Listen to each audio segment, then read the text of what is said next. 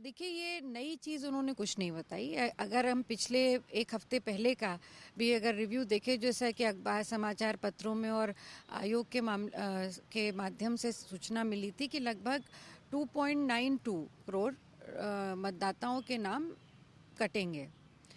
वही चीज़ आई, कुछ उसमें कुछ कम, कुछ लाख संख्या कम हुई, 2.89 की संख्या दी। पर मैं ये नहीं समझ पा रही हूँ कि इस चीज़ एसआईआर को लेकर के जो जल्दबाजी कर रही है, ये पूरा जो वोट कटे हैं, ये उसका नतीजा है। मत अधिकार ये देश डेमोक्रेसी का सबसे बड़ा अधिकार होता है और ये संविधान ने हमें दिया है। इसकी रक्षा करना ही चुनाव आयोग का काम है। फिर भी वो उसको इतनी समय सीमा में बांध के, देखिए पिछली जब इन्होंने शुरुआत की थी फर्स्ट फेज एसआईआर का, जब यूपी में लागू हुआ, कितना दबाव था। 3 हफ्ते का समय दिया जो कि अपर्याप्त था, जिसमें कई बीएलओज की डेथ्स भी हो गई क्योंकि उनके ऊपर बहुत मानसिक दबाव था, काम पूरा करने का दबाव था, अधिकारियों का दबाव था। ये सारे विषय थे। और आज हम जब रिपोर्ट देख रहे हैं उसमें बहुत सारी चीज़ें इम्पॉर्टेंट है, पर जो सबसे इम्पॉर्टेंट चीज़ है कि लगभग 2.17 करोड़ वोट ऐसा है जिसको उन्होंने लापता या उपस्थित की संज्ञा में डाल रखा है। तो लगभग 2.2 करोड़ 17 लाख ऐसे लोग हैं, अगर इस आंकड़ों को देखें, जो कि यूपी में या तो लापता है या अनुपस्थित रहे। ये वो लोग कौन है? लापता हुए तो कहाँ हुए, कैसे हुए? कोई छोटी संख्या नहीं है।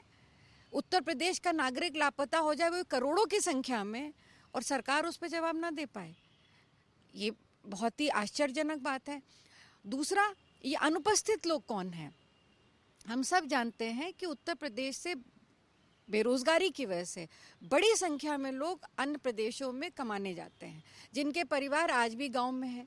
तो आपने पत्नी का वोट तो ले लिया, उसको अपनी मतदाता सूची में डाल दिया, क्योंकि पति वहाँ उपस्थित नहीं है, वो किसी प्रदेश में जाकर के अपना जीविकोपार्जन के लिए काम कमाने गया है, तो आपने उसका नाम काट दिया।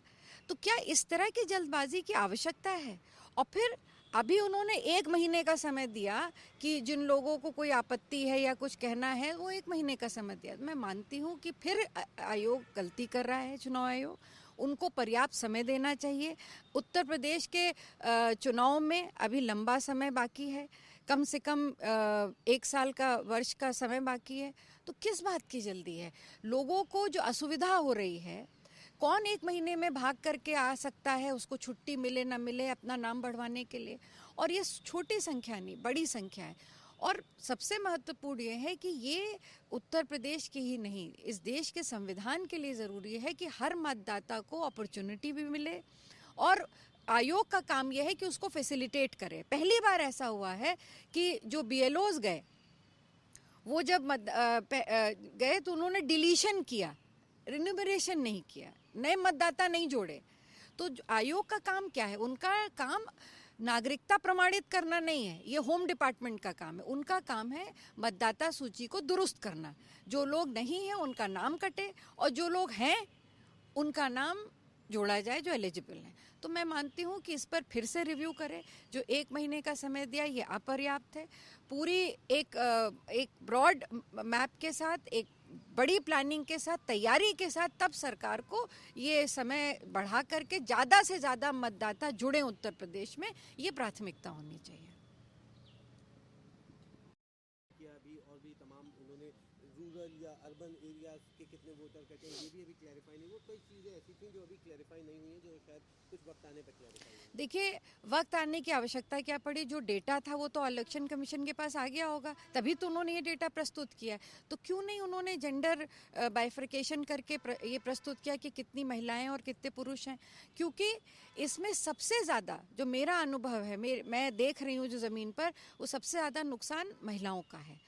उनके मताधिकार को उनसे छीना जा रहा है, क्योंकि 2003 का जो उन्होंने एक एम्बार्गो लगाया आयोग ने, उसकी वजह से जो उनको अपनी मैटरनल फैमिली ट्री का डेटा देना था, वो ज़्यादातर महिला असमर्थ हैं देने में।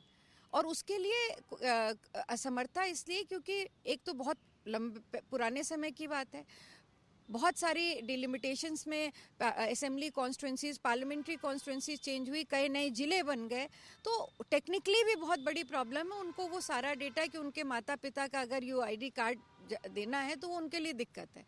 इसके साथ साथ मैं ये भी ज़रूर कहूँगी कि इसमें जो नुकसान हो रहा है वो सबसे ज़्यादा नुकसान एससी और ओबीसी हमारे साथियों का हो रहा है। उनके उनके वोटर सबसे ज़्यादा वोट कट रहे हैं।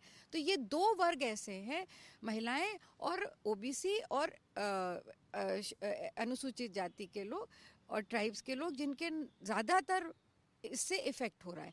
तो इस पर आयोग को भी चिंता करनी चाहिए कि उनको जो जटिल व्यवस्था बनाई है उसको थोड़ा सा शिथिल भी करे वो।